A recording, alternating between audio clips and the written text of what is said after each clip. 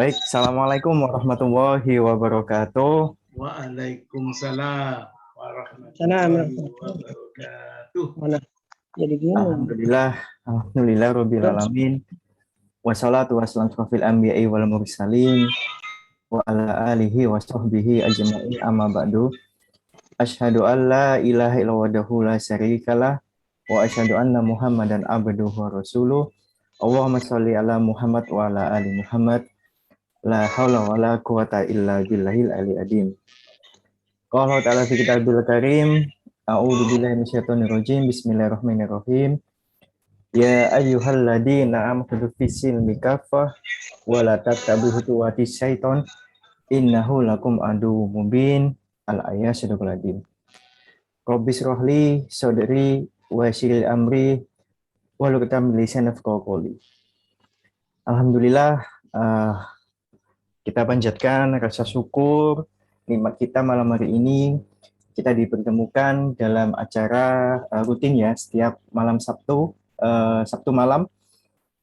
Dan alhamdulillah perlu saya ingatkan baru sekalian, terima kasih yang sudah hadir mengikuti program online yang diselenggarakan oleh Syarikat Islam Politik, yaitu tentang pembelajaran intisari berislam kafah, yang dimana tujuan dari program online ini adalah memahami agama Islam secara utuh, secara kafah, dengan metode dialog berbasis wahyu dan sains.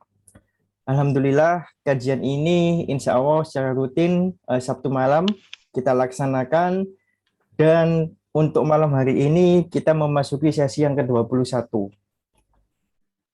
Bagi sesi yang pertama sampai sesi ke-20, bagi Bapak Ibu yang belum sempat mengikuti program online ini, jangan khawatir, panjenengan nanti bisa menyaksikan program online kita ini di channel kita, yaitu channel YouTube kita, Syarikat Islam Politik atau SIP.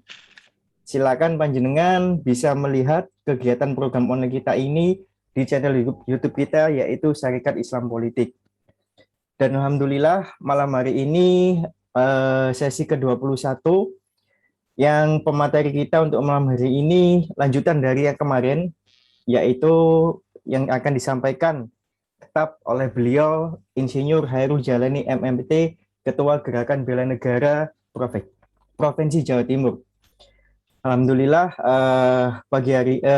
malam hari ini Ustadz Hairul Jalani sudah hadir di tengah kita, dan tak lupa salawat sekalian mengaturkan pada junjung kita, baginda kita, panglima kita Rasulullah SAW, yang telah menunjukkan hingga kita bisa merasakan imannya iman dan iman Islam.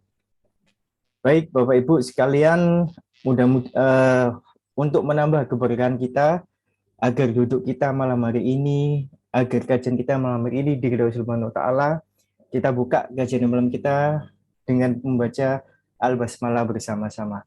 Bismillahirrahmanirrahim. Alhamdulillah, mudah-mudahan dengan bacaan Basmalah menambah keberkahan kajian kita malam hari ini.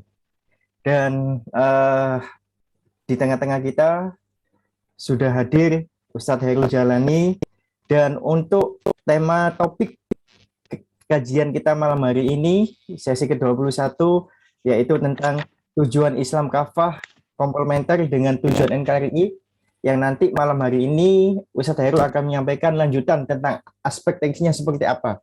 Karena di pekan kemarin, Sabtu malam kemarin, beliau sudah menggambarkan secara umum ya seperti apa. Insya Allah malam hari ini beliau akan menjelaskan tentang aspek teknisnya seperti apa.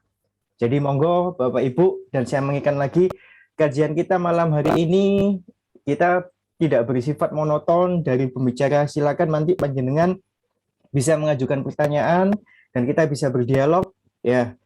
Nanti silakan panjenengan bisa melalui chat atau bisa langsung menonton audionya untuk tanya jawab atau kita berdialog bersama-sama. Dan alhamdulillah langsung saja kita ke pemateri kita, kepada Ustadz Hairul Jalani. Monggo Ustadz, dipersilakan. Tafadhol Ustadz. Ya. Bismillahirrahmanirrahim. Assalamualaikum warahmatullahi wabarakatuh. Waalaikumsalam warahmatullahi wabarakatuh. Waalaikumsalam.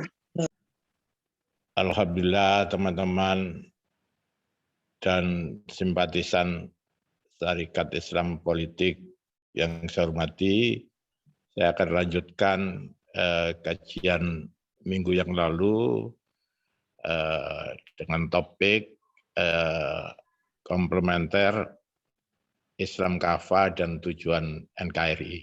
Jadi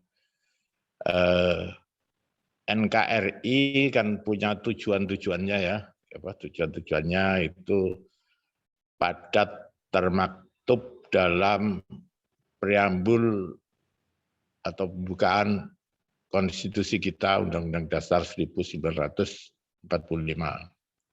Sedangkan Islam Kafah itu sendiri nanti akan saya jelaskan sampai sejauh mana komplementernya itu.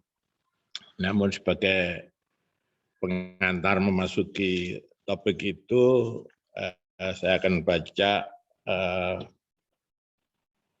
surat Al-A'raf ayat 96 yang berkaitan dengan negara, yang berkaitan dengan negeri.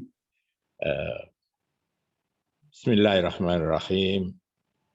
Walau anna ahlal qura amanu wattaqah lafatahna alaihim barakatim minas sama'i wal ard walakin kadzabu fa'aqadnahum bima kanu yaksibun. Yang intinya kira-kira bila penduduk suatu negeri seperti NKRI dan negara-negara lainnya itu beriman dan bertakwa, kata Allah, aman wa taqaw, lafatahna alaihim barakatim minas sama'i wal ard. Akan kucurahkan, kata Allah, barokah. Barokah itu adalah, terminologi barokah adalah kenikmatan yang terus-menerus yang diridhoi Allah. Jadi kalau bahasa kekiniannya kesejahteraan lah. Tapi ada indeksnya kesejahteraan yang diridhoi oleh Allah Ta'ala. Itu barokah. Sedangkan kesejahteraan yang lain mungkin beda. Kesejahteraan yang tidak diridhoi oleh Allah lain. Artinya kesejahteraan yang diridhoi Allah sangat beda dengan kesejahteraan yang diridhoi Allah. Kesejahteraan yang diridhoi Allah itu berdimensi dunia dan akhirat. Dunia selama kita hidup dan dimensi hidup sesudah mati. Sedangkan sejahtera tidak dalam ridho Allah, ya paling ya sejahtera di dunia saja. Di akhirat tidak. Jadi itu terminologinya itu demikian itu. Untuk mencapai kesejahteraan sesuai janji Allah tersebut, Allah sendiri mengatakan syaratnya, yaitu amanu wa taqaw. Bila penduduk negeri itu beriman dan bertakwa. Beriman sudah sering kita bincangkan, dengar dan sebagainya, yaitu percaya yakin sepenuhnya akan Allah dan seterusnya, arkanul iman itulah. Beriman kepada Allah, malaikat, kitab-kitab, rasul-rasul, hari akhir, takdir, itu iman ya. Lebih kepada kepercayaan batin kita terhadap Zat yang Maha Agung. Sedangkan takwa ini bukan sekedar percaya, tapi lebih berat kepada ketaatannya. Percaya itu mengandung konsekuensi. Percaya di bibir atau percaya dalam hati, pikiran, tindakan, ya itu namanya takwa. Takwa itu artinya ringkasnya itu ketaatan. Ketaatan terhadap apa-apa yang dipercaya itu. Dalam bahasa umum itu melaksanakan segala perintah, meninggalkan segala larangan, kan itu disederhanakan kayak apa begitu. Namun saya akan jelaskan di sini takwa melalui penjelasan Islam kafah.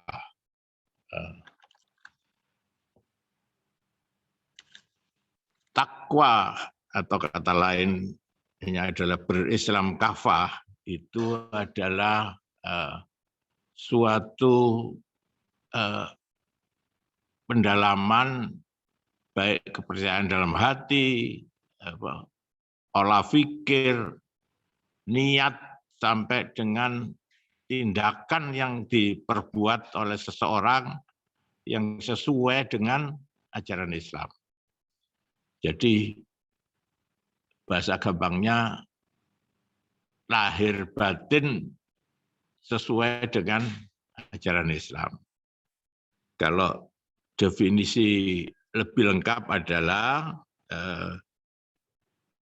berislam kafah itu adalah berusaha untuk sesempurna mungkin makin meningkatkan kualitas secara terus-menerus dan meluas dengan bersungguh-sungguh, haqqatuqati, dengan bersungguh-sungguh dalam seluruh aspek hidup. Ini yang penting ini. Dalam seluruh aspek hidup itu kita ketahui aspek hidup itu sering kita kenal ipolexos budhan kamtip. Jadi ideologi, politik, sosial, budaya, ipolexos budhan kamtip. Keamanan, menjaga negeri, sampai ketertiban di menjaga negeri dan sebagainya itu. Itu aspek yang luas itu. Aspek hidup kita itu ipolexos budhan kamtip. Artinya berislam kafah itu adalah berusaha terus-menerus sesempurna mungkin melaksanakan ajaran agama dalam seluruh aspek hidup tadi itu. Dengan cara bagaimana ya? Sesuai dengan ajaran agama itu sendiri. Bukan dengan tafsiran orang lain. Karena ajaran Islam itu sendiri mengajarkan bagaimana tata cara hidup sempurna, beribadah yang baik itu sesuai ajaran Islam itu sudah final, sudah cukup untuk kehidupan manusia itu dari lahir sampai dewasa sampai dengan wafatnya. Jadi pengertian berislam kafah itu yaitu berusaha meningkatkan diri terus-menerus panjang hidupnya sampai ajal untuk meningkatkan kualitas keislamannya itu dalam seluruh aspek hidupnya sesuai ajaran agama itu sendiri. Jadi itu definisi berislam kafah itu demikian, sehingga jangan saya beri definisinya dulu supaya nanti tidak salah tafsir, kita bicara dalam koridor itu. Selanjutnya saya mengingatkan bahwa pengertian beribadah itu atau sering kita sebut tujuan hidup kita itu adalah beribadah, yaitu segala sesuatu yang diperbuat manusia, yang dilakukan, yang mendapat ridho Allah. Jadi itu ada indeks ridho Allah. Tentu kalau Allah beridho itu, kalau beliau Allah sudah menurunkan tuntunannya, ya kalau tidak taat tuntunannya itu tentu tidak diridhoi Allah. sebaliknya kalau perbuatan manusia itu taat terhadap tuntunan Allah, tentu Allah akan meridhoi. Jadi itu syarat-syaratnya itu. Dalam berislam kafah ini kaitannya dengan NKRI. Apakah boleh membahas secara mendalam dan sebagainya? Sangat boleh, sangat boleh. Di konstitusi kita pasal 29 disebutkan negara berdasar ketuhanan yang Maha Esa. Dalam bahasa agama itu tauhid. Setiap penduduk bebas memeluk agama dan beribadah. Ada memeluk dan beribadah sesuai ajaran agamanya. Itu pasal 29 itu dari aspek institusi negara. Dari aspek kebebasan pribadi, biasa kita sebut dengan hak asasi manusia, juga diatur dalam konstitusi pula pasal 28E. Setiap orang bebas memeluk agama dan menjalankan ibadah sesuai ajaran agamanya itu, serta bebas bersikap, berkumpul, dan menyatakan pendapat. Jadi kalau saya dalam hal ini bicara mengenai Islam kafah dan sini, bagaimana pandangan negara? Kita lihat konstitusinya boleh. Bahkan saya mencoba untuk menafsirkan itu hubungan antara agama dan beribadah ini dengan konstitusi itu seperti apa. Jadi sebagai lanjutan sesi minggu yang lalu itu ada lebih detail. Kalau minggu yang lalu payung-payungnya saja, maka kita fokus sekarang pada intinya Islam kafah itu adalah beriman dan bertakwa. Kalau beriman itu lebih ke kepercayaan, keyakinan, bertakwa itu lebih kepada perbuatan.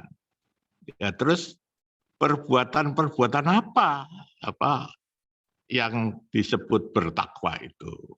Wah, ini sangat luas di agama kita itu. Saya hanya menyitir beberapa yang bisa saya kumpulkan.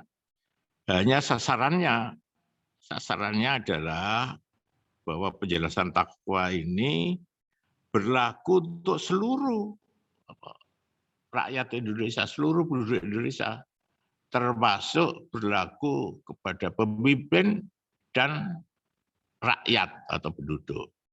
Jadi bukan itu diperlakukan untuk penduduk saja, rakyat saja, tapi juga dan lebih-lebih kepada pemimpin. Jadi pemimpin yang bertakwa itu dijanjikan Allah, negeri yang dipimpinnya akan makmur, akan barokah, bahasa agama, bahasa Allah. Jadi negeri yang dipimpin oleh pemimpin yang beriman dan bertakwa itu dijanjikan Allah menjadi negeri yang barokah. Dan barokah itu diturunkan dari langit maupun dari dalam bumi. Dan sebagai orang yang taat beragama, kita wajib percaya 100%. Kalau kita tidak percaya itu kafir namanya. Kita tidak percaya ayat ini, maka kita bisa disebut kafir, ingkar atau mendustakan ayat-ayat Allah. Jadi kembali kepada takwa, performan yang bagaimana bertakwa itu bisa menjamin kesejahteraan negeri. Saya sebutkan secara umum sifat-sifatnya dulu sebelum nanti satu persatu. Yang berhasil saya kumpulkan yaitu ada tentu seorang yang bertakwa itu pertama kali adalah orang yang beriman. Orang yang percaya kepada ajaran agama Islam itu bisa menjadi orang yang bertakwa. Jadi tanpa iman tidak bisa menjadi orang yang bertakwa. Yang kedua, ada sifat-sifat kepemimpinan Rasulullah. Rasulullah itu uswatun hasanah, contoh yang terbaik bagi seorang Muslim untuk idola di dunia itu kayak apa? Pemimpin yang diidolakan seorang Muslim kayak apa? Ya Rasul, tidak ada.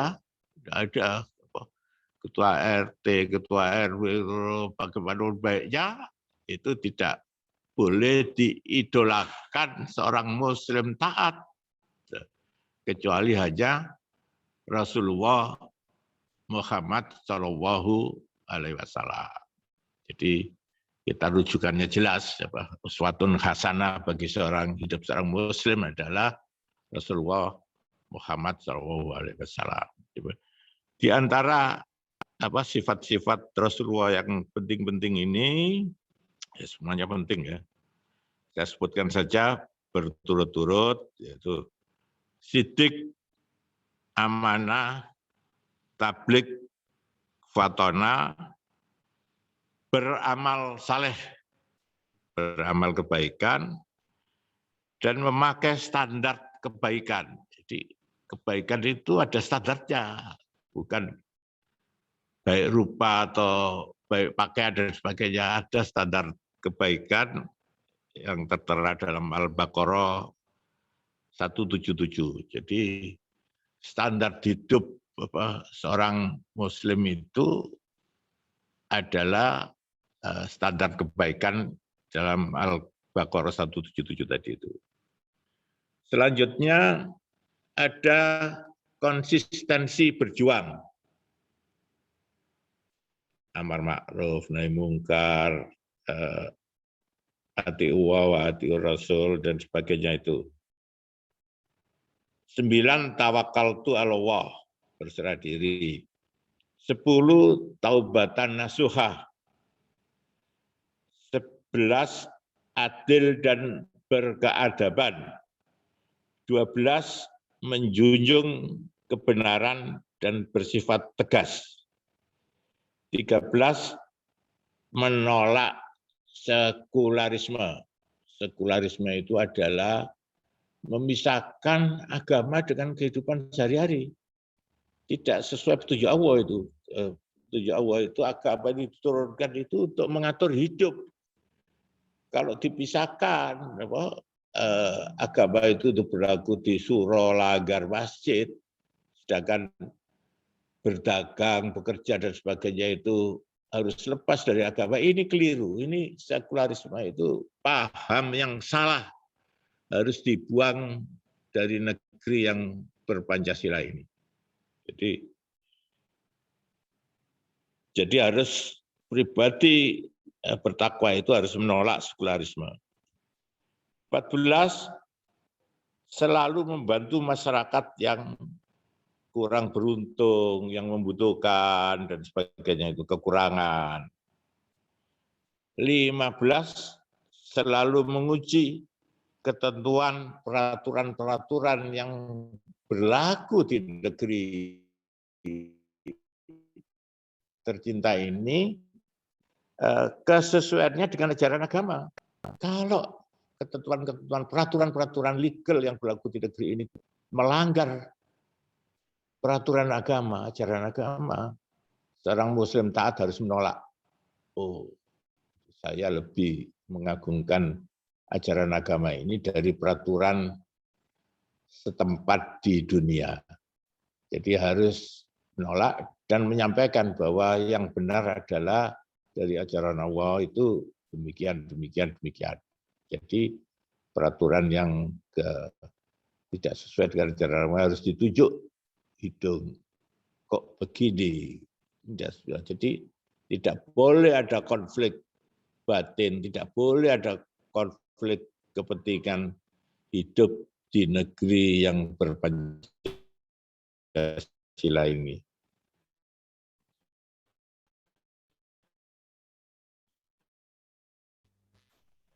Ustadz Hairul. Kebaikan. Jadi kebaikan seorang Muslim taat yang berislam kafah itu idealnya terus menengkut, terus menerus makin membaik sampai ajalnya.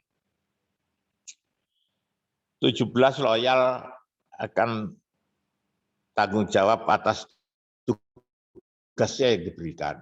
Kalau itu ditugasi sebagai ketua RT harus menjadi ketua RT yang baik, RW yang baik, lurah camat yang baik, bupati yang baik, menteri yang baik, presiden yang baik. Jadi itu berlaku umum, artinya loyal dan tanggung jawab atas tugas ini membawa kepada kebaikan ini berlaku secara umum. 18 tidak melakukan perbuatan tercela, bahasa agamanya maksiat. Jadi seorang yang berislam kafah itu tidak melakukan perbuatan maksiat, perbuatan tercela. 19 bekerja sama dengan orang lain untuk kebaikan. Jadi bertolong-tolongan dalam hal kebaikan. Terus 20, pemimpin yang baik harus memberi contoh yang baik kepada rakyat maupun bawahannya. Wajib memberi contoh. Uang pemimpin, rakyatnya akan melihat. Biasanya rakyat itu melihat dan meniru lebih gampang daripada berpikir, meneliti, mempelajari. Melihat dan mencontoh itu perbuatan biasa yang sangat gampang dan hampir banyak dilakukan oleh semua orang. 21 mendorong semangat untuk kebaikan. Jadi kebaikan itu perlu semangat dari dalam hati, itu perlu semangat. Jadi kalau semangatnya mati tidak mungkin muncul pikiran dan tindakan untuk kebaikan itu sendiri. 22 harus ada pengukuran kinerja dan evaluasi serta perbaikan. Jadi setiap amalan seorang yang berislam kafah itu harus dievaluasi dari waktu ke waktu. Apakah ada perbuatan yang salah? Kalau ada perbuatan yang salah, taubat, diperbaiki, tidak diulang. Kalau perbuatan sudah baik, ditingkatkan sampai tidak terbatas kebaikannya itu. Jadi ada pengukuran kinerja itu ada. Jadi kita harus evaluasi diri sendiri. Kalau ibda binafsi, kita harus meneliti diri kita masing-masing apakah sesuai standar ajaran agama atau tidak. Terus 23 menyesuaikan strategi dan taktik. Ya, strategi itu lebih kepada kebijakan, taktik itu lebih kepada operasional terhadap situasi kondisi yang terus-menerus berubah. Hidup baik-baik, tiba-tiba ada muncul isu kemaksiatan yang besar. Jadi, lebih kuat dari kita. Strategi dan taktik kita bagaimana untuk menghadapi kekuatan yang besar yang untuk maksiat ini. Jadi tidak langsung digebrak, dilawan, ya akan kalah. Kita harus punya strategi dan taktik untuk menyesuaikan dengan situasi dan kondisi yang berubah-ubah setiap saat dan setiap waktu dan tempat. Ya. Jadi saya kira itu 23 poin ini setidaknya jadi ukuran kinerja seseorang yang berislam Kafah itu bagaimana bersikap hidup sehari-hari dari detik ke detik, dari waktu ke waktu sebagai yang benar berislam kafah. Itu.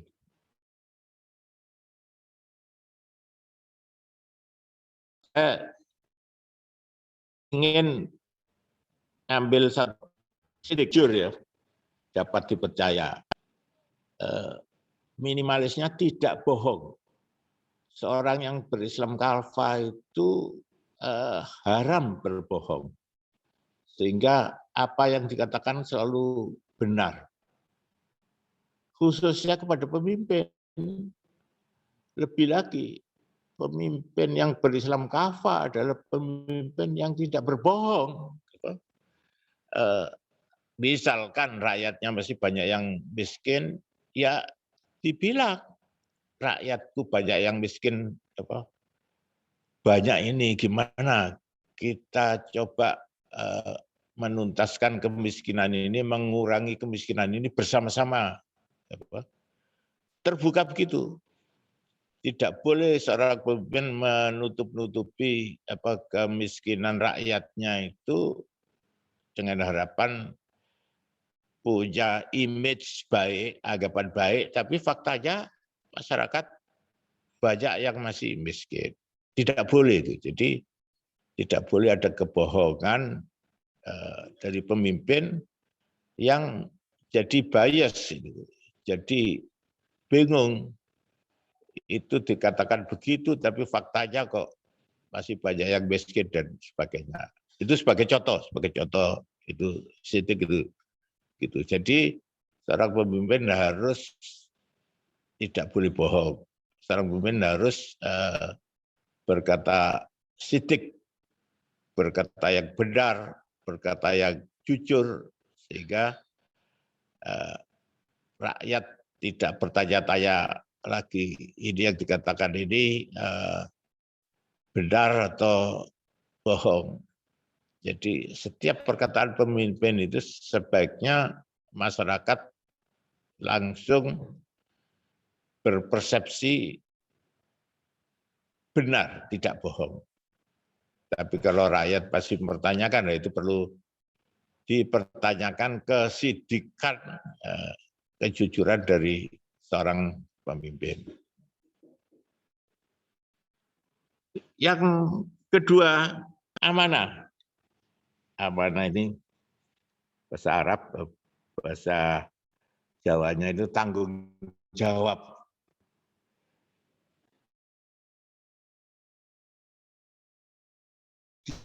Dia berani menanggung, sehingga dengan sifat amanah ini, kalau dia menjadi seorang pemimpin, ya tugasnya pemimpin mensejahterakan rakyatnya lahir batin.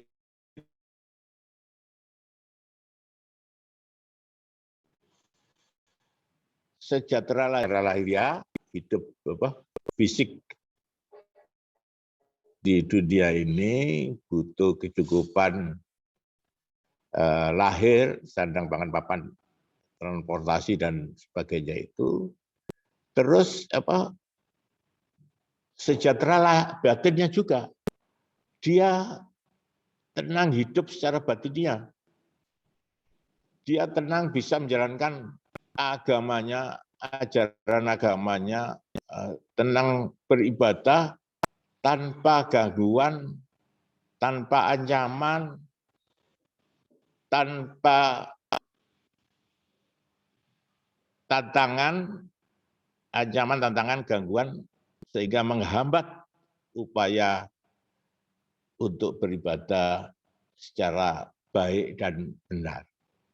Jadi kalau seorang pemimpin itu amanah, dia bertanggung jawab menyiapkan kecukupan lahir, sandang pangan papan dan sebagainya, dan kecukupan batin, menjamin si penduduk untuk bisa beribadah sesuai ajaran agamanya dengan tanpa ancaman, tantangan, hambatan, gangguan, bahkan penistaan tidak boleh itu.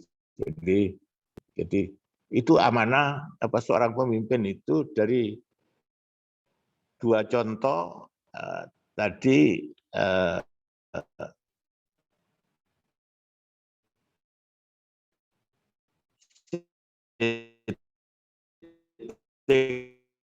dan amanah. Jadi pemimpin harus menyerukan kebaikan, kebaikan hidup di dunia wal akhirah, kebaikan hidup di dunia itu harus bekerja untuk bersungguh-sungguh sehingga cukup sandang pangan papan dengan difasilitasi kemudahan oleh negara.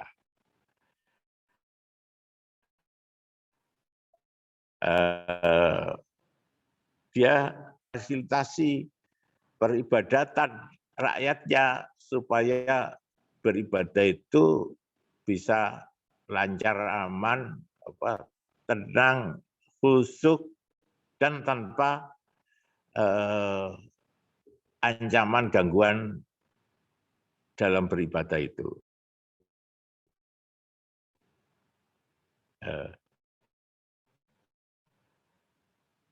Kita menjalankan itu tadi ya, pemimpin mohon maaf harus cerdas, keduniaan, punya ilmu keakhiratan yang memadai.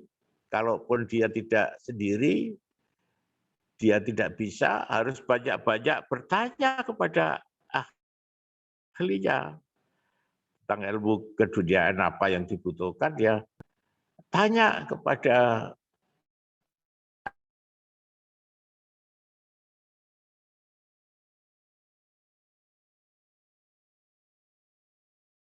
keduniaan tadi, kepada kiai-kiai, harus tanya kepada ulama-ulama bagaimana tata cara hidup di dunia ini secara baik, yang berpegang kepada syariat, berpegang kepada ajaran agama. Karena secara prinsip agama itu kan sederhana, ada 3 saja itu, yaitu akidah yang benar, keyakinan yang benar, 1. Kedua, melaksanakan syariat dengan sungguh-sungguh dan taat. Tentu juga syariat yang benar, melaksanakan syariat yang benar dengan sungguh-sungguh dan taat sepanjang hidupnya. Terus yang ketiga, agama itu mengajarkan bahwa apapun yang terjadi dia harus berakhlak yang baik. Apa itu istilahnya? Harus berakhlakul karimah. Berakhlak yang baik sehingga bermanfaat bagi semua manusia maupun bermanfaat dan tidak merusak alam lingkungan yang ada. Saya kira itu pokok-pokok, mohon maaf tidak banyak, nanti bisa disambung dari waktu ke waktu ya, saya hanya bisa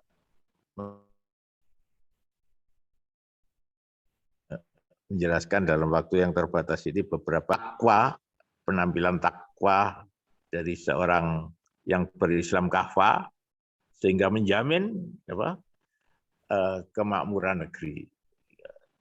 Tentu kalau sebuah orang di negeri ini itu jujur, dapat dipercaya, itu tidak ada tipu-menipu dan sebagainya itu.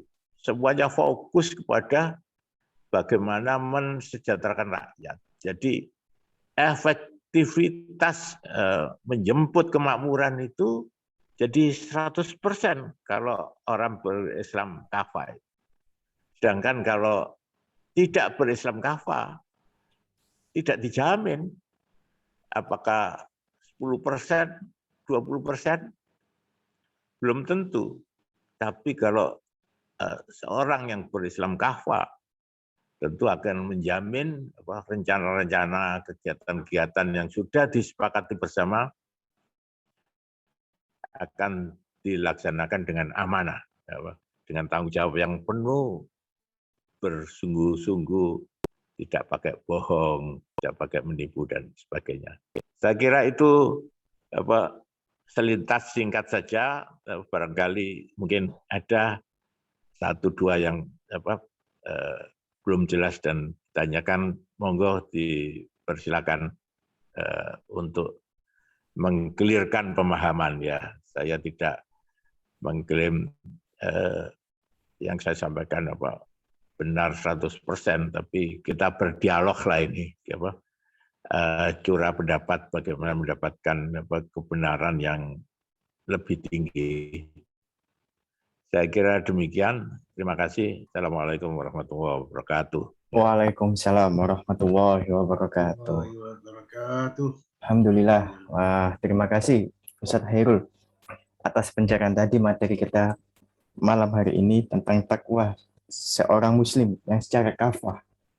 Tadi Ustadz Hairul merujuk kepada ayat Al-Quran, yaitu surat Al-A'raf ayat 96 yang mengatakan, jikalau sekiranya penduduk negeri beriman dan bertakwa, maka pasti akan kami limpahkan kepada mereka keberkahan dari langit dan bumi. Jadi di sini Ustadz Hairul tadi merujuk dari ayat ini bahwa penduduk di sini bukan hanya penduduk rakyatnya saja, tapi pemimpinnya semua yang ada di negeri tersebut. Ketika ngomong beriman dan takwa, takwa seperti apa? Nah, bahwa kita tahu bahwa ketika kita mengtawa haqqa tuqatihi wala tamutunna illa wa antum muslimun, bahwa bertakwa kepada Allah dengan sebenar-benar takwanya. Nah, tadi Ustaz Hairul menjelaskan ada 23 poin ya tentang takwa itu seperti apa. Ya, tadi ketika orang menjalankan Islam secara kafah dengan takwa yang sebenarnya, ketika jadi ketua RT, dia akan bertakwa, memberikan amanah. Ketika menjadi seorang menteri, dia juga bertakwa, menjalankan amanahnya dengan setakwanya, maka insya Allah akan sejahtera negeri ini. Nah, silakan Bapak Ibu sekalian, itu tadi ringkasan dari Ustadz Hairul tentang bagaimana takwa sesuai Islam secara kafah, tujuan Islam itu sendiri. Silakan, mungkin ada yang kita berdialog, ada yang mau ditambahkan, ada yang kita diskusikan. Silakan Bapak Ibu sekalian, atau ada pertanyaan untuk dialog kita, kajian online kita malam hari ini, kami persilakan. Monggo. Silakan Bapak Ibu, silakan bisa tuliskan di chat atau bisa langsung on audionya untuk diskusi kita malam hari ini. Silakan. Oh ya, Ustadz Fuad. Silakan Ustadz Fuad, monggo. Ya, terima kasih. Assalamualaikum warahmatullahi wabarakatuh. Waalaikumsalam. Alhamdulillahirabbil alamin wassalatu wassalamu ala asrofil anbiya'i wal mursalin wa ala alihi washabihi ajma'in, amma ba'du. Pertama saya menyampaikan terima kasih kepada Pak Hairul yang sudah memberikan penjelasan tentang bagaimana keterkaitan itu ya, mungkin bahasanya bisa macam-macam, bisa bahasa mendukung, bisa mana yang disampaikan Pak Hairul itu, antara tujuan Islam kafah dengan tujuan NKRI. Saya kira ini tadi sudah disampaikan tujuan Islam kafah dengan banyak. Saya kira sudah cukup banyak. Alhamdulillah itu betul-betul menurut saya insya Allah 23 item identitas tentang berislam kafah dalam kehidupan seseorang yang berislam kafah, dan tujuan itu pasti match dengan atau klop itu dengan tujuan NKRI. Permasalahannya adalah kata kuncinya apa itu, Pak Hairul? Kata kunci apa sehingga tujuan NKRI itu bisa tercapai kalau dikaitkan dengan Islam kafahnya? tujuan NKRI yang saya maksudkan itu tentunya bukan sesuatu yang bersifat individu rakyat Indonesia dalam artian masing-masingnya, tapi secara keseluruhan. Apa yang diharapkan dari tujuan NKRI? Negara misalnya, negara itu terjamin keamanan, terjamin kedaulatannya. Itu dari sisi pertahanan keamanan. Negara itu rakyatnya makmur secara merata, tidak timpang. Banyak yang miskin, hanya 1-2 yang kaya. Itu pasti bukan tujuan NKRI. Negara itu rakyatnya rukun, harmonis, tidak saling menghujat, tidak saling mencemooh, tidak saling menghinakan. Nah, itu negara yang tujuan NKRI yang diharapkan terjadi. Kalau ada pelanggaran, terjadilah keadilan yang benar, dirasakan oleh semua orang. Tidak ada di situ ketimpangan di dalam penegakan hukum. Nah, ini saya kira juga tujuan NKRI. Nah, jadi saya tadi mungkin Pak Khairul belum menyampaikan bagaimana tujuan NKRI itu secara garis besar dan bagaimana tujuan itu bisa tercapai terkait dengan Islam kafah. Apakah kalau misalnya tukang becak Islamnya kafah, maka tujuan NKRI akan tercapai? Rasanya sulit lah. Kalau buru-buru kecil itu berislam kafah, apakah NKRI tujuannya tercapai? Tentu ada satu variabel yang terkait dengan Islam kafah, sehingga kemudian NKRI tujuannya tercapai. Nah, di situ tadi Pak Khairul mengatakan, ya pemimpinnya, sebagai ketua RT-nya. Nah, sekarang tentunya urusan negara itu tentu adalah urusan eksekutif dan legislatif, yudikatif, yang mengendalikan negara. Dan kalau dikaitkan dengan tadi harapan bahwa negara akan menjadi benar, makmur merata, adil, harmonis, mulia, terhormat, tidak tergadai kedaulatannya, tidak terancam keamanannya, tentu tidak bergantung kepada asal orang, tapi tergantung pada siapa yang mengendalikan negara, eksekutif, legislatif, dan yudikatifnya. Disitulah menurut saya kata kunci bahwa mereka yang menjadi penguasa negeri itu harus mempunyai nilai keislaman yang kafah. Jangan sampai orang hanya bisa zikir, tadi dikatakan tidak mempunyai keilmuan, tidak punya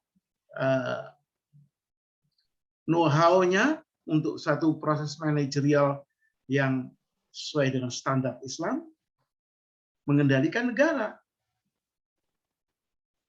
Jadi ini menurut saya catatan mungkin perlu mendapatkan penegasan.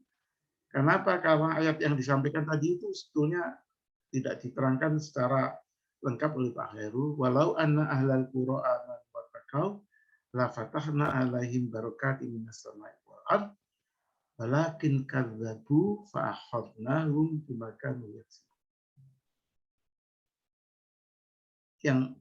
Yang kedua itu yang mengerikan.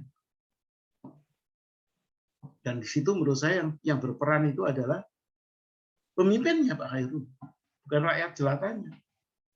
Rakyat jelata itu mendapatkan dampak dari kebijakan pemimpin.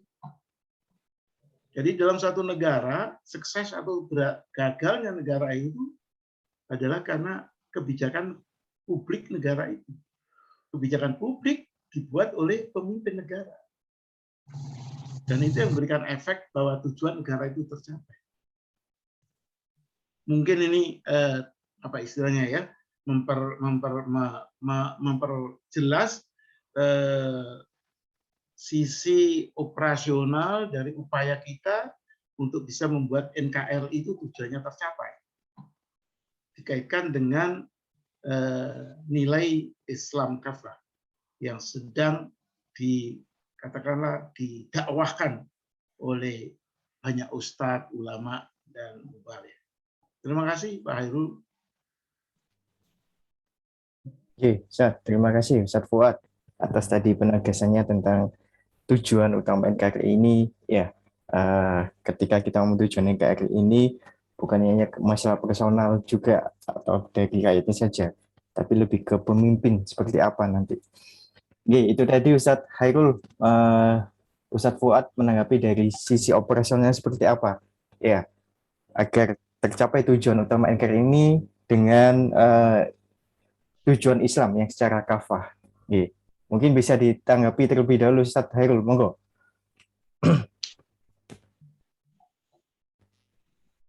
Ustaz Hairul bisa dinyalakan dulu audionya.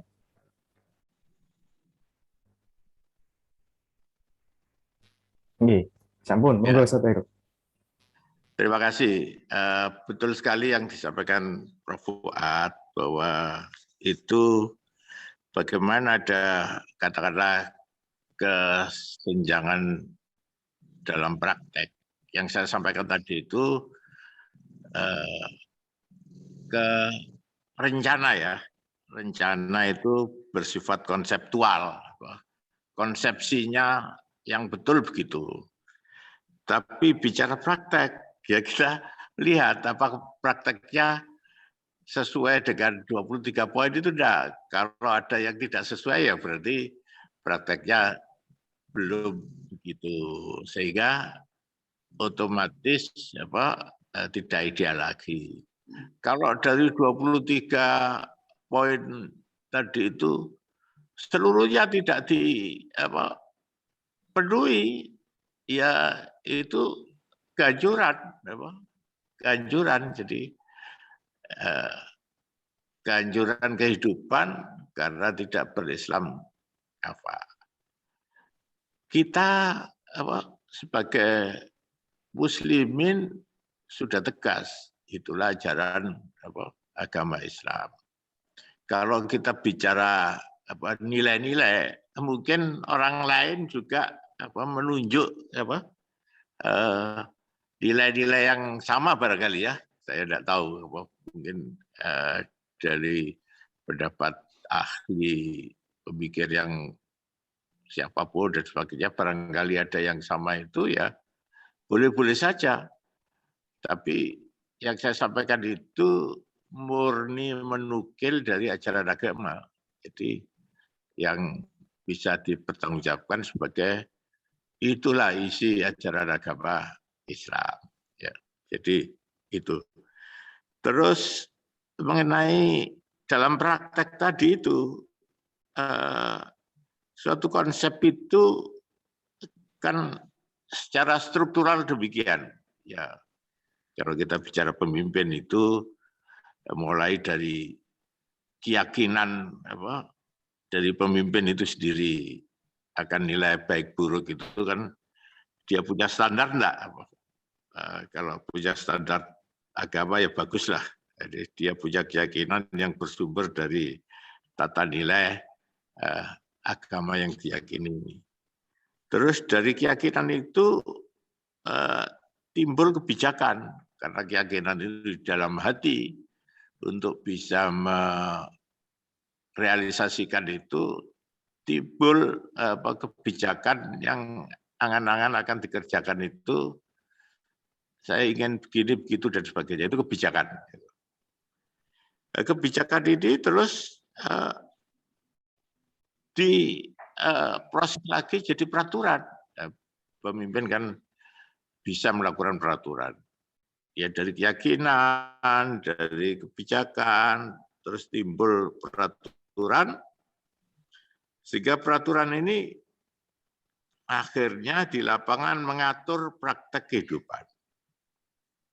Kalau mulai dari keyakinannya, kebijakannya, peraturannya itu salah, tidak ada bersumber ngambil ini tapi ngarang sendiri, tidak tahu dari mana atau paham yang bertentangan dengan ajaran agama, ya cilaka itu.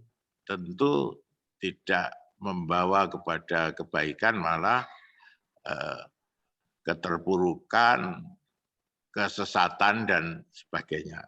Jadi jelas itu hubungannya itu, ada hubungannya antara keyakinan yang dimiliki oleh seorang pemimpin, turun kepada kebijakannya, turun kepada peraturan yang dibuatnya, sehingga peraturan ini di ujungnya adalah mengatur praktek kehidupan masyarakat yang dipimpinnya. Itu korelasinya sangat kuat, itu sangat kuat. Jadi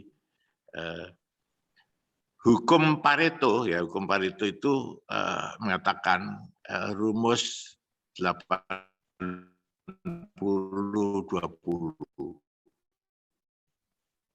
Jadi kemakmuran Pareto memang 80% itu ada di pemimpin. Yang 20% itu kepada rakyat yang dipimpin ya. Jadi keberhasilan atau 20% dari masyarakat. Jadi memang betul itu, karena memang ada hukum Pareto mengatakan demikian. Sedangkan tata nilai terhadap yang salah-salah itu sebetulnya di 23 poin tadi itu ada poin adilan dan berkeadaban. Apakah seorang pemimpin itu punya rasa keadilan enggak terhadap sebesar-besar kemakmuran rakyat misalkan, tapi bukan sebesar-besar keuntungan 1-2 orang misalkan. Itu masalah rasa keadilan yang harus dimiliki oleh seorang pemimpin. Kalau seorang pemimpin tidak punya rasa keadilan yang hakiki, ya berat. Terus berkeadaban. Berkeadaban itu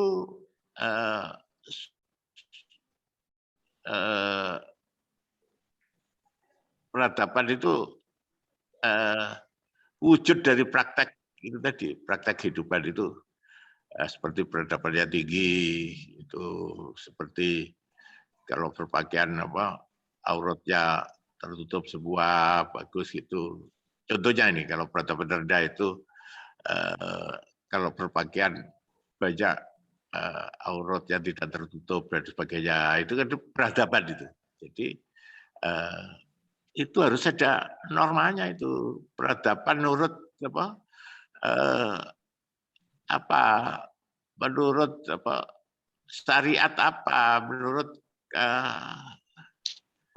peraturan yang apa dan sebagainya. Kalau itu peradaban itu tidak berdasar kepada suatu nilai-nilai luhur kayak ajaran agama, maka itu peradabannya itu peradaban yang rendah. Sedangkan kalau peradaban itu didasarkan kepada nilai-nilai yang luhur seperti ajaran agama, tentu hasilnya adalah peradaban yang tinggi. Jadi itulah antara konsep dan praktek itu tergantung dengan faktor-faktor yang terjadi di lapangan. Kalau di suatu negara itu tergantung keyakinan pemimpin, kebijakan pemimpin, peraturan yang dibuat oleh pemimpin, dan sehingga mewujudkan praktek kehidupan di masyarakat, bangsa, dan negara. Jadi secara umum gitu komentar saya. Jadi betul yang disampaikan Pak Fuad tadi itu, kalau ada kesenjangan dalam praktek itu ya memang orangnya itu, bukan konsep baiknya, tapi orangnya yang tidak melaksanakan konsepsi yang baik itu, sehingga terjadi hal yang tidak baik. Barangkali itu yang sekedar feedback juga untuk pendapat Pak Fuad. Bagus itu, Pak Fuad. Ya. Oke, baik. Matur nuwun, Ustadz Hairul. Tadi bentar ini ada yang nuliskan di chat. Saya baca dulu, G. Dari Pak Z Amar. Assalamualaikum warahmatullahi wabarakatuh. Alhamdulillah 2 kali saya mengikuti kajian ini. Kebetulan dapat link dari kawan. Semoga yang akan datang dapat dicatat sebagai partisipan. Mohon pencerahan bagaimana konsep umat untuk mewujudkan politik pada aspek substansial nilai ajaran Islam secara kafah ketimbang segi-segi formal, simbolik, seperti kebanyakan parpol berbasis Islam seperti yang ada sekarang. Juga termasuk bagaimana dapat menampilkan pemimpin yang memiliki intelektualitas, agama, dan akhlak, dan mampu mempengaruhi lingkungan yang dipimpin, serta mampu mengobati kehancuran dan kerusakan dalam diri bangsa, yang selama ini umat selalu gagal dalam panggung politik. Terima kasih. Ini dari Pak Z Amar menuliskan chat Ustadz Hairul. Banyak ini yang ditanyakan Ustadz Pak Z Amar ini. Ini waktunya juga sudah jam 9, mungkin sedikit ditanggapi Ustadz Hairul, monggo. Ini Pak Z Amar tuliskan di chat bagaimana. Atau mungkin sedikit juga saya tambahkan buah tanggapan. Baik, silakan Pak Asim, silakan, monggo. Jadi kalau melihat kesimpulannya tadi itu ada pada orangnya. Pertanyaannya adalah kemudian bagaimana selama ini umat kita dididik, umat kita terproses dalam sebuah pendidikan. Nampaknya seperti banyak yang tidak tercover dengan baik. Banyak ustadz-ustadz yang kemudian berdakwah sangat memukau sekali bicara akhlak, bicara kesalehan dan sebagainya, tetapi kemudian itu semua kayaknya tidak mengcover ideologi politik, sosial, keamanan dan lain sebagainya tadi itu.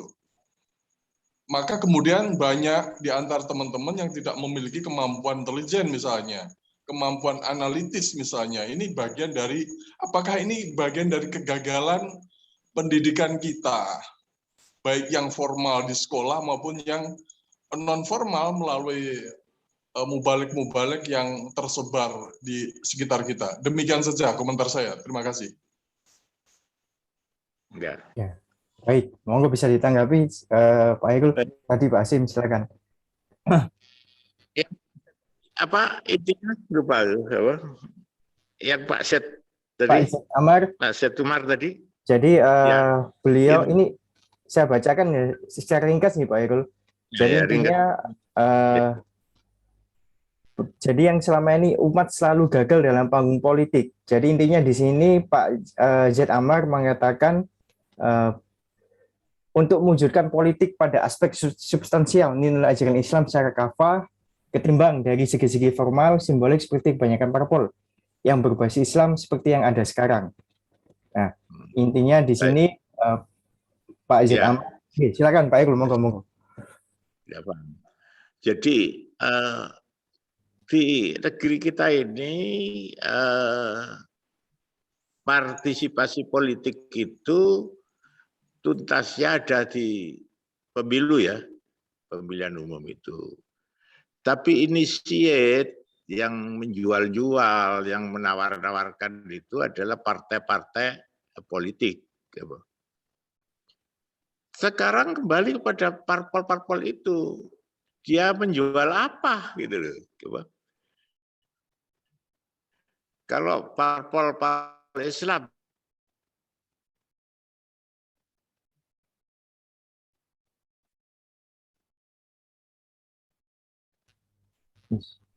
Pak Hairul, Islam kafah itu, tapi ya.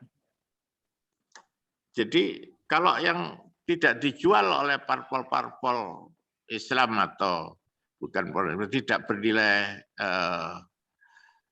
mengandung muatan nilai-nilai luhur agama, ya jualannya lain. Jadi konsepsi idealnya lain dengan apa yang dijualnya supaya laku.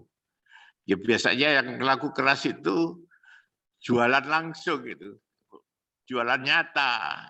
Misalkan dikasih beras, gula, itu langsung dan nyata kan, ya, Pak? Itu. Sedangkan kalau gagasan berbuat baik itu kan pemahaman pemikiran itu tidak langsung dan tidak nyata itu karena menyangkut proses pendidikan. Jadi ya terpulang kepada parpol-parpolnya, apakah misi mencerdaskan kehidupan bangsa itu diselesaikan dengan imbalan langsung atau pencerdasan gitu, itu ya, terserah parpol masing-masing. Sedangkan Pak Hasyim, terima kasih. Ini kesalahan siapa? Pemahamannya tidak menyeluruh sebagai negara yang berdasar Pancasila itu, dan intinya itu Tuhan Yang Maha Esa itu kan agama, itu kok prakteknya ini proses salah siapa? Ini tergantung desain, desainnya siapa? Desain dari pemerintah, jelas sebagai pemimpin formal itu kan pemerintah. Desain dari Kementerian Pendidikan itu dia concern terhadap akhlakul karimah yang berbasis agama enggak.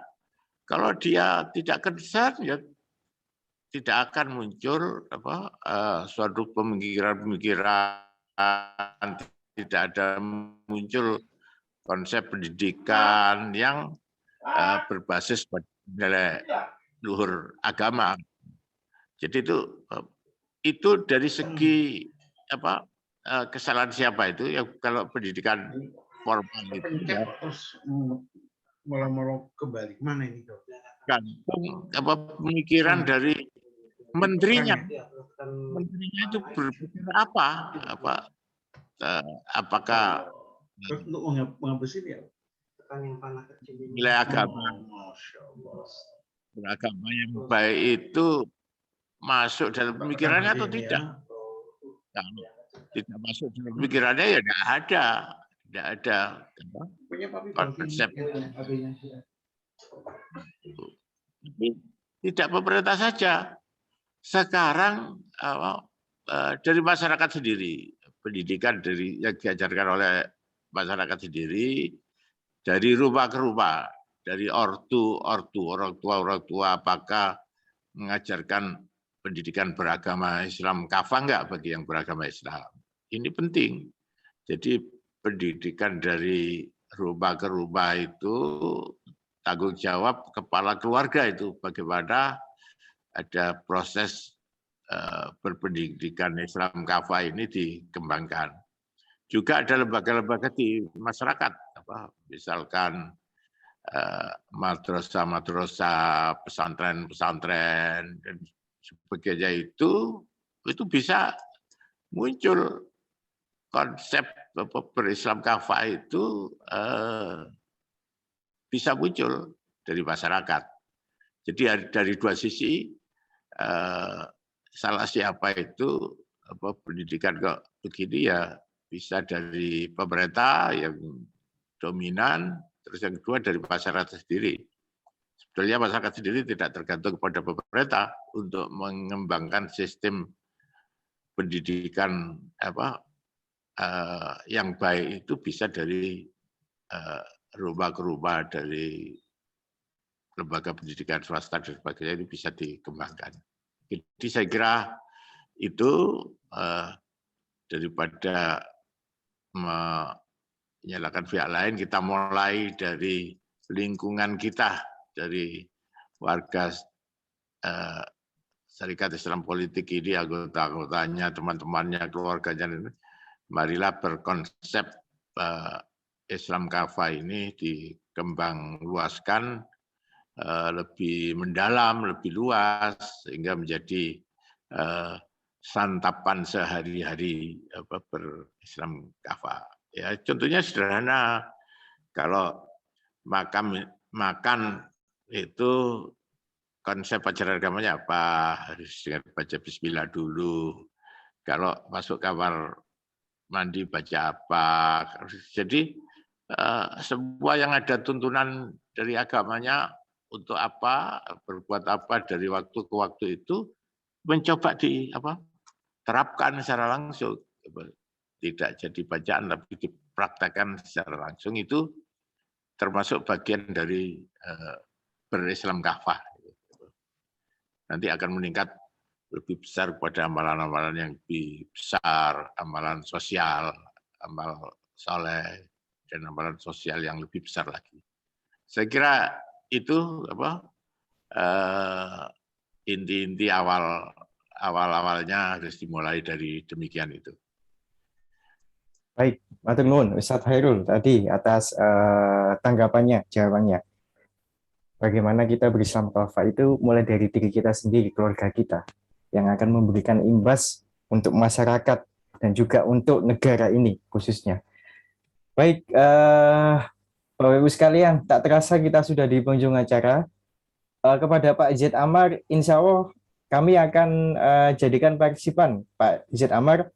Untuk pekan depan ada kajian berikutnya, kita akan kirimkan linknya langsung ke Pak Z. Amar. Insya Allah. Terima kasih sudah bergabung Pak Z. Amar. Mungkin ada yang mau disampaikan, silakan monggo. Cukup, cuma terima kasih. Cukup, oh ya. Saya tertarik dengan kajian-kajian dari minggu yang lalu. Alhamdulillah, Masya Allah. Mungkin Pak Z. Amar ini perlu diberitahukan bahwa kita punya kajian itu tidak hanya seperti yang sekarang, tapi ada macam-macam. Ada ngaji Islam politik yang betul-betul membaca ayat Al-Quran dan menerjemahkan tafsirnya dengan membaca tartilnya. Saya kira Pak Farid, Pak Amar ini bisa memasukkan nomor HP-nya sehingga nanti bisa kita hubungi setiap kita mempunyai jadwal program online. Program online kita itu punya banyak variasi Pak Z, termasuk ekonomi digital. Kita punya program ekonomi digital, punya program ngaji Al-Quran, ayat-ayat yang terkait dengan Islam politik. Kita punya juga program-program yang bersifat kepemimpinan secara khusus. Dialog Islam politik, misalnya juga ada. Kemarin Pak Din ikut menjadi bicara utama. Jadi tinggal panjenengan memberikan nomor HP-nya coba kepada Pak Farid, terus nanti insya Allah akan selalu diinformasikan kalau ada program-program online kita. Jadi saya kira itu, tapi tambahan juga untuk Pak Z. Umar ini, Pak Farid, kalau boleh saya nambahkan sebelumnya. Beliau itu sepertinya tidak begitu happy gitu ya dengan partai politik. Tidak begitu happy dengan partai politik, tapi bicara politik. Dalam tadi itu pesannya tadi sepertinya mempunyai kesepakatan atau punya komitmen besar untuk berpolitik, tapi kok tidak begitu happy dengan partai politik. Nah ini merupakan suatu hal yang penting. Yang mana salahnya itu? Kalau kesadaran berpolitik ada, tapi tidak happy dengan partai politik yang ada, termasuk partai politik Islam katanya beliau tadi. Ini membuat saya rada ngeri ini. Bagaimana partai politik Islam tidak membawa misi Islam? Kalau partai politik non-Islam atau partai politik sekuler tidak membawa misi Islam, kalau istilah Pak Khairul tadi tidak membawa misi Islam kafah, itu bisa dimengerti. Tapi ini ada partai politik Islam tidak membawa misi Islam kafah. Nah, itu yang membuat gelisah Pak Z. Jawabannya saya kira gampang. Siapa dulu juragannya partai Islam, politik Islam itu? Kalau juragannya partai politik yang mengatakan partai politik Islam, tapi dia tidak ngerti Islam kafah, ya berantakan tuh partainya Pak Z. Jadi bagaimana supaya kita mempunyai partai politik Islam yang juragannya, misinya, karakternya, perilakunya sesuai dengan Islam kafah yang tadi disampaikan Pak Khairul. Nah, itu yang kita pilih. Itu yang kita pilih. Di sana kita berada. Kenapa? Karena bagaimanapun Pak, di dalam suatu tatanan negara yang stabil, bukan amburadul, itu ada institusi yang dipakai untuk masalah kepemimpinan negara. Itu partai politik. Kita tidak bisa keluar dari partai politik di dalam proses persaingan kepemimpinan. Tidak bisa tidak. Karena apa? Karena institusi yang harus berjuang, seperti saya tahu sendiri, siapa yang mengusulkan calon presiden, mesti partai politik. Wapres, partai politik, bukan individu. Siapa yang mengancalonkan calon legislator? Partai politik.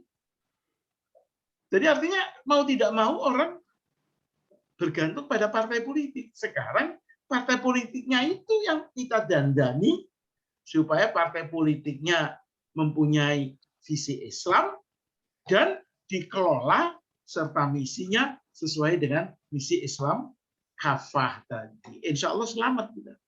Yang kita pilih pemimpin yang juga mempunyai ciri Islam kafah.